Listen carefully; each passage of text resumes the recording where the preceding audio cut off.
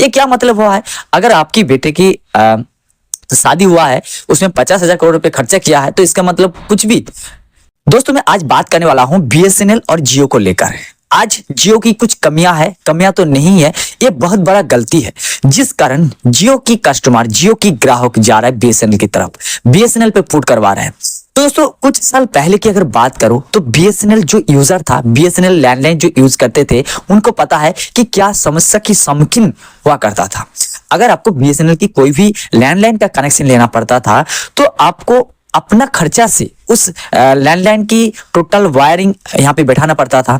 अगर आपको कनेक्शन लेना है तो 2 से 3 महीने पहले आपको अपना आईडी को जमा करना पड़ता था, कंज्यूमर को जमा करना पड़ता था। उसके बाद आपके घर पे कनेक्शन आता था। कनेक्शन आने के बाद अगर कोई भी डिस्टर्ब होता है तो आपको जो बीएसएनएल ऑफिस है वहां पे जाके आपको कंप्लेंट करना होता था। उसके बाद टोकन लेना पड़ता था। उसके बाद आपका घर पे कुछ 15 से 20 दिन तक आपके घर पे जो है मिस्त्री आया करता था, जो भी इंजीनियर आया करता था। ठीक है, तो आप सोचिए उस टाइम जियो ने इस दौर पे इस तरीके से एंट्री मारा है, जब आज जो है बीएसएनएल जियो की जो गलती है, इस गलती से एंट्री मारा है। क्या आपको पता है कि उस समय बीएसएनएल की जो टावर है बहुत ही घटिया था और बीएसएनएल की टावर मिलने के लिए आपको टावर के पास जाना पड़ता था, कभी छत पे उठ के आपको बात करना पड़ता था। और जियो जो है ऐसे टेक्नोलॉजी लेके आया जिस कारण आप कहीं भी रहकर अब किसी भी कोने में जाकर भी आप बात कर सकते हैं आसान तरीके से। तो दोस्तों उस समय जो जियो और बीएसएनएल दोनों की जो टक्कर था, उसमें बीएसएनएल की इतना सारा कमियां है जिसके चलते जियो ने एंट्री मार के सुपरस्टार बन गया। तो जियो की आज जो गलतियां है, इस गलती से फिर से बीएसएनएल ने बता दिया है कि हम भी कुछ कर सकते हैं। क्योंकि देखो सरकारी संस्था क्या सोचते हैं, वो अपना एमआरपी को कभी नहीं भूलता है। ठीक है, लेकिन जो कंपनी होता है वो अपना फायदा देखता है। जो सरकारी होता है वो अपने नियम के अनुसार अपना रिचार्ज प्लान बढ़ाएगा, अपना सब कुछ सिस्टम नियम के अनुसार करता है। लेकिन जो कंपनी, टेलीकॉम कंपनी होता है, ये अपना सुविधा देखता है और अपना बिजनेस देखता है। ठीक है, तो दोस्तों अगर मैं बात करूं कि अगर बीएसएनएल में पोर्ट करवाएं या जियो में रह जाए, तो मेरे कहने का मतलब ये है कि आप लोग जो कह रहे हैं कि 2G इंटरनेट सही से नहीं चल रहा है, तो ये आपकी गलत सोच है। क्योंकि अप्रैल महीने में 3 से 4 हजार टावर था। उसके बाद अभी का महीने में अगर आप देखें तो 10,000 टावर लग चुका है, वो भी 4G का टावर। अगर 2025 की बात करें, आने वाले 2025 तक 5G में अपग्रेड कर दिया जाएगा। तो दोस्तों ये मैं ऐसे नहीं कह रहा हूं क्योंकि इतना सस्ता रिचार्ज एयरसेल, एयरटेल, वीआई और जियो नहीं दे पाएगा। अगर मैं कुछ प्लान यहाँ पे अगर शो करूं तो आप लोग देख सकते हैं, मैं एक एक करके यहाँ पे शो कर रहा हूं और आप इसे बारीकी से देख सकते हैं कितना इसका जो प्राइस है मिनिमम है।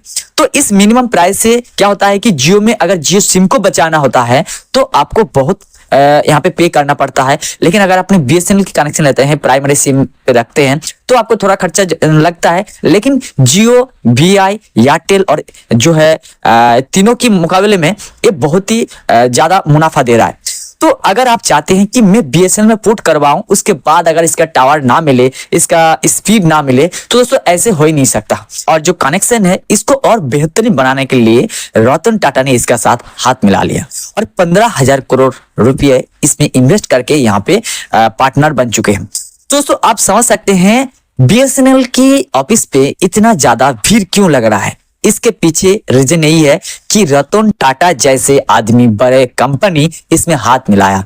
और इसके चलते आपको मैं श्योर बता सकता हूं कि कुछ दिनों के बाद जो बीएसएनएल की टावर है, बीएसएनएल की इंटरनेट है, बीएसएनएल की प्लान है, बहुत ही सस्ता है और बहुत ही अच्छा रहेगा। क्योंकि ये सरकारी संस्था है, कभी भी आपका जो नुकसान हो ये नहीं चाहेगा। अगर वो बढ़ाना है तो कुछ पैसे बढ़ा सकते हैं, ऐसे जियो की तरह नहीं है एकदम से एक प्लान में 60, 70, 100 रुपये बढ़ा दे। ये क्या मतलब हुआ है? अगर आपकी बेटे की शादी हुआ है, उसमें 50,000 करोड़ रुपए खर्चा किया है, तो इसका मतलब कुछ भी कर देंगे आप, कुछ भी करके आप मतलब जियो हम यूज कर रहे हैं तो हमें पहले आप लुभा रहा है, उसके बाद हमें जो है छक्का मार रहा है। ऐसे थोड़े होता है।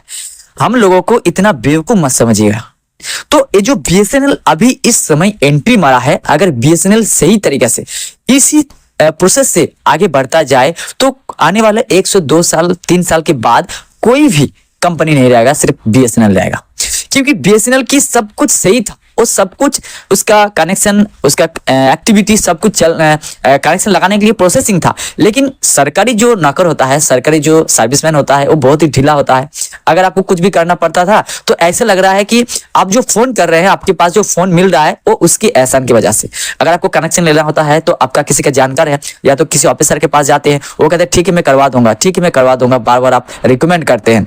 तो इसी के वजह से लोग तंग हो चुके हैं, और तंग होने के कारण ये आ गया है एयरटेल, जियो, वोडा, एयरसेल, टाटा डोकोमो, इस तरीके से कंपनी में पोर्ट करवाया था।